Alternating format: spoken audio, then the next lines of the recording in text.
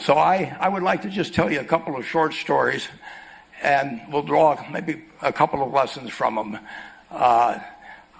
As I came in, Mike Bloomberg was talking, and he talked about immigrants, and I echo his remarks. But I would like to tell you of two women that each sold a business to Berkshire Hathaway, to me actually, for many, many, many millions of dollars. Both of them started with $2,500. By a coincidence, it was the exact same amount. It was everything they had in the world. And one of them was a woman who landed in Seattle in 1917, couldn't speak a word of English, had a tag around her neck. The tag said, Fort Dodge, Iowa. The Red Cross got her to Fort Dodge, where she was reunited with her husband, who had come to the country a couple of years earlier. And she lived in Fort Dodge for 2 years, and as she put it, she felt like a dummy. She couldn't pick up the language. She couldn't learn a word. And so she and her husband decided to move to Omaha. So they came to Omaha in 1919, and there she found a small colony of Russian Jews, so she started feeling more at home.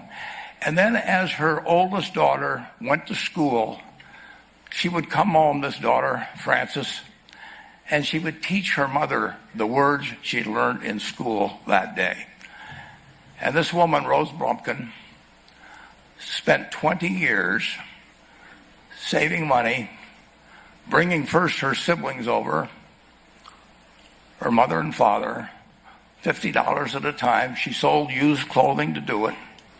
She had 4 children during this period. And by 1937, after 20 years, she'd saved $2,500. She went to Chicago, and she bought what she could of furniture. Her dream had always been to open a furniture store. And this woman, who had never gone to school one day in her life, with $2,500, but with the same spirit that the people in this room had about having a dream and working to accomplish that dream, she built a business which she sold to me in 1983 for $60 million approximately, and which did $1.5 billion worth of business last year. The 4th generation is working in that business. This woman, Rose Blumkin, she worked for me until she was 103. And then she retired, and she died the next year, which is a lesson to all of Berkshire's managers that premature retirement, you can't tell what's going to happen. But Mrs. B, with her $2,500, one further fact about her: she could not read or write. And she went into a furniture business, and she didn't bring anything unique in furniture, but she brought a determination to succeed. She knew she could outwork anyone else. She knew she cared about her customers. She worked at very low gross margins, but she built this incredible business. And I saw one other woman who did a similar thing with $2,500. I paid her hundreds of millions of dollars for her business.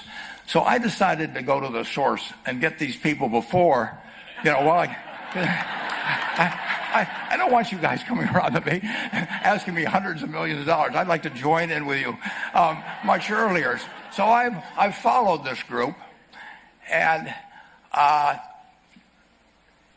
today I'd like to tell you about one other small business person. This person, I went to buy his business from him, and he turned me down, which was very wise. But this was a fellow who was born about 8 years before I was. He was born in 1922. He was we'll call him Jack, lived in the Midwest. He was a pretty good athlete, didn't like school much. And I'm going to tell you one thing early in the story. Maybe you can figure out who the guy was. The company he built hires more college graduates each year than any other company in the United States. And this fellow, who was destined for this but did not know it, Jack, went to college for a year and then dropped out. He really wasn't that interested in school. And the year he dropped out was 1941. And when the United States became under attack, he went down to the Army Air Force recruiting station, volunteered, and they turned him down because he had hay fever. So he went over to the Navy and again volunteered, and they took him. They put him on an aircraft carrier. He flew small fighter planes during World War II, got 2 distinguished flying crosses from the Navy, and then he came back to the Midwest. So now we've got a young guy. Probably by this time he would be 23 or 24 years old. And the interesting thing is, he got back to the Midwest, and he actually kind of went from one job to another for a short period of, or not such a short period of time. And he finally became a used car salesman at a Cadillac dealership in St. Louis, Missouri. And at age 35, having moved up in the organization, the sales organization, he said to his boss, could I go in the car leasing business with you? The boss said, well, if you'll cut your salary in half and you'll come up with, it was $25,000, which he borrowed, we can become partners in a car leasing company. So my friend Jack started at age 35 in the car leasing business. And he had 7 cars. It was pretty slow. In fact, one of the things he did was whenever the phone rang, he let it ring 3 or 4 times so people would think that he was very busy answering other phones. And of course, it was the only call he was going to get all day. So his first venture was okay, but it wasn't really going to go anyplace. And there's a lesson in this for all of us. At age 40, he decided, with 17 vehicles, 17 cars, he was going to go into competition in the rent-a-car business. So now he's taking on Hertz and Avis and National and people like that who have hundreds and hundreds of thousands of cars. And he's got 17 cars. And his cars aren't any different than theirs. I mean, he's buying them from General Motors or Ford or Chrysler. And he can't get the airport locations. Those companies have them all sold up. But he was determined that he would basically offer the customer, can't offer him a different car, but he can offer them friendlier service than they've ever seen. And so he started a company. He named it after the battleship that he'd flown from in the Pacific, which was the USS Enterprise. And he died about a year and a half ago. But when he died, his rent-a-car company, starting with those 17 cars, was worth more than Hertz and Avis and all the rest of the rental cars put together. The man's name was Jack Taylor, and his son, Andy Taylor, is a good friend of mine, runs the business now. A grandchild is in the business. There'll probably be a 4th generation along the line. So this man, in the United States, he didn't invent artificial intelligence. You know, he didn't do anything that, just like Mrs. B selling furniture, I mean, that any one of us could have entered those businesses. But he lived by the creed, basically, of delighting his customers and working with people and establishing the relationship with them so that they in turn would want to delight the customers. He couldn't go out there and take care of every rental car possibility, but he learned how to project himself and his attitude toward his fellow man and his desire, to make a friend out of every customer. He managed to take very ordinary cars and turn them into this extraordinary business from virtually nothing. And it illustrates several points.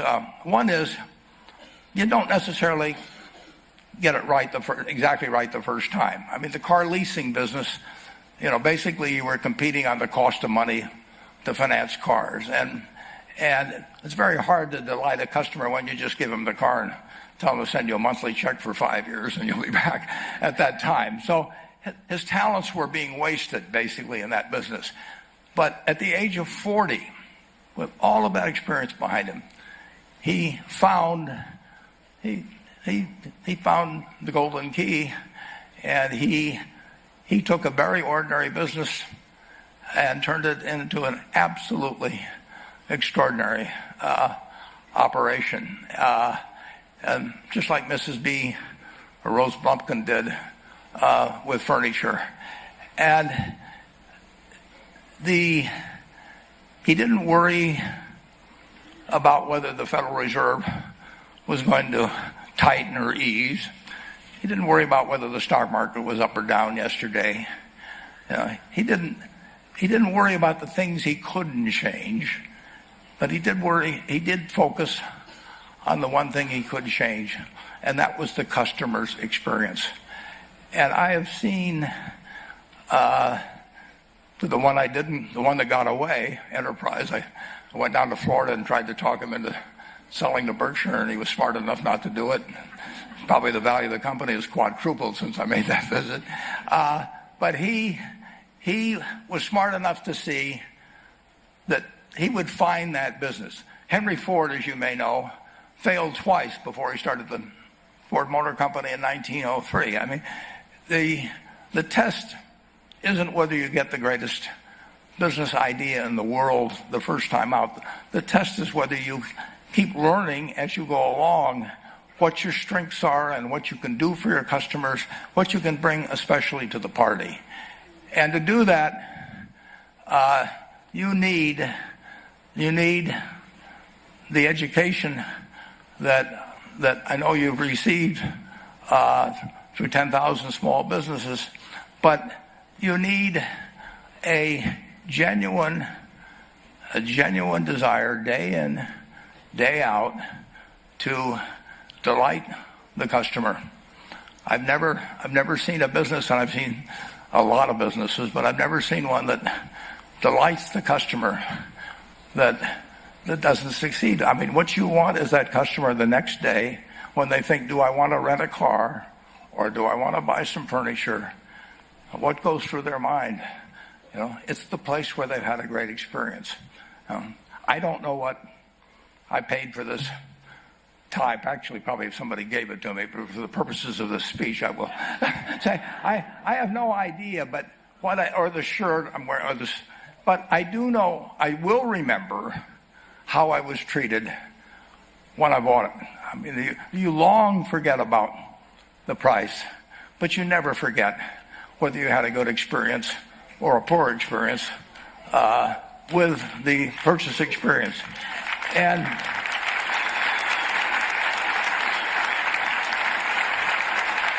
you'll have a hard time finding a person that's had a wonderful experience, a delighted experience in purchasing anything that isn't going to come back.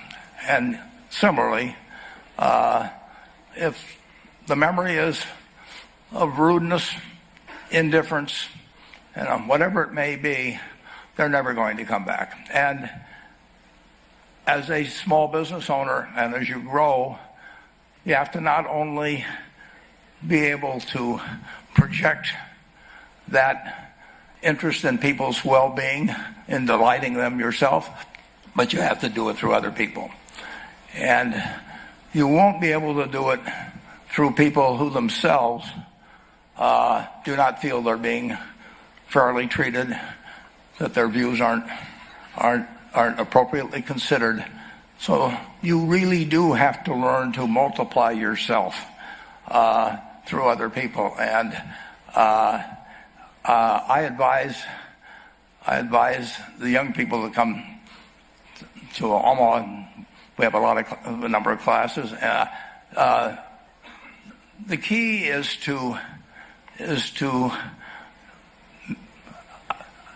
certainly, in terms of your personal life, the most important decision you'll make is the spouse that most of you will likely have. And it's very important to surround yourself with people that are better than you are. You are going to move in the direction of the people you associate with. So you constantly. I've been enormously lucky in that respect. I mean, I've just had teachers and friends and a spouse that really was a better person than I was, and I had enough sense to learn from these people that life went better if you behave better yourself. It took a while. So I advise you to seek out, as your partner in business, your partner in life, whatever it may be, look for the people that actually are examples to you, rather than somebody that you think you need to straighten out yourself. And simple rules like that, delighting customers, working through other people, associating with people that will cause you to move in a better path than you might otherwise have, they will take you so far in life that it's hard to believe. I mean, they took Rose Blumkin without being able to speak a word of English, and couldn't read or write, and they took her to what is now a $1.5 billion business. And incidentally, there's been no money put in it since the $2,500. That's been the total capital paid into the Nebraska Furniture Mart. And I think if you looked at Enterprise, I don't know their books the same way, but my guess is that very little equity capital has been added to Enterprise over the years. The business built on itself. So I want to tell you, I admire this group enormously. When